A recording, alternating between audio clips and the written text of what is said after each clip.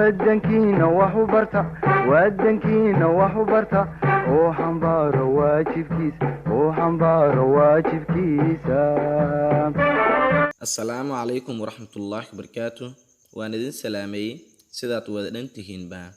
soo dhawaada waxaad ku soo dhawaataan mar kale iyo cashir cusub. English sentences, jumladooyin Ingiriis ah.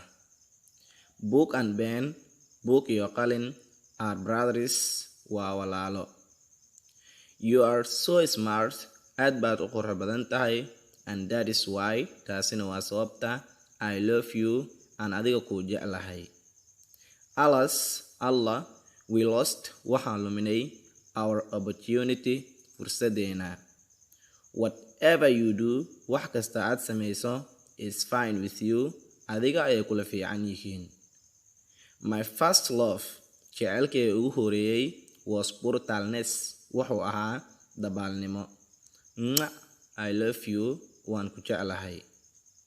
Love without liar, jaceyl aanan been lahayn, is really damages, dhabtii wuxuu waxyeeleeyaa in your heart, qalbigaaga. Mosque, masaajidku, is where, waa meesha, we close to Allah, aan Ilaahay ugu dhawaano. Our prophet, nabigeena, sallallahu alayhi wasallam, naxariis inuu nabadgelyo korkiisa ahaatee, was wuxuu ahaa the Quran walking, Quraankii oo socda. What will change, maxaa bedeli doona in your life, noloshaada.